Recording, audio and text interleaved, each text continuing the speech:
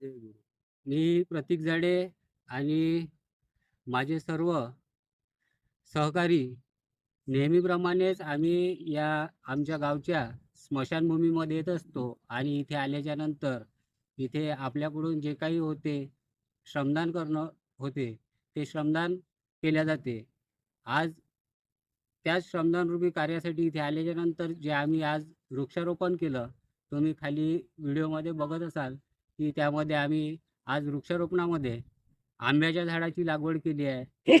त्याचबरोबर पिंपळाच्या झाडाची, सोबतच वडाच्या झाडाची सुद्धा.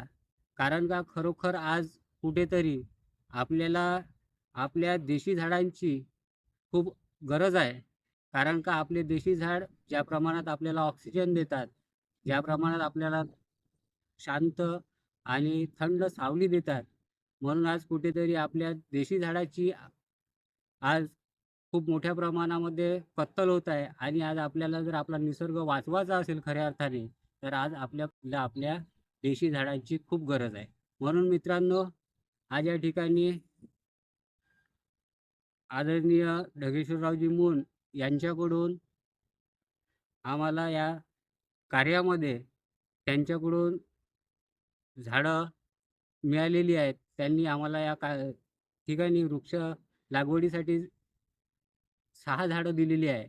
त्यांचे खरोखरच आम्ही खूप सर्व मनापासून स्वागत करतो आणि या ठिकाणी नेहमीच माझ्यासोबत या श्रमदान कार्यात सहभागी होतात असे आमच्या गावचे माजी सरपंच आज त्यांची पण सुद्धा या गावी पुन्हा नव्याने प्रशासक म्हणून नियुक्ती झाली आहे.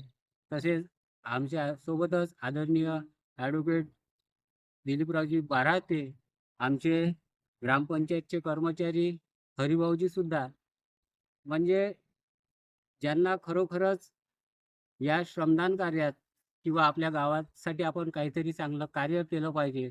गावाबद्दल आपुलकी, गावाबद्दल जिव्हाळा ज्या माणसाच्या हृदयात खऱ्या अर्थाने असतो, तो माणूस आपल्या गावासाठी ज्याप्रमाणे आपल्या परिवारासाठी जगत असतो, त्याचप्रमाणे आपल्या समाजासाठी जगणे आणि गावासाठी जगणे आणि ही गावासाठी जगण्याची वृत्ती प्रत्येक माणसामध्ये असणे आज खरोखर महत्त्वाचे आहे.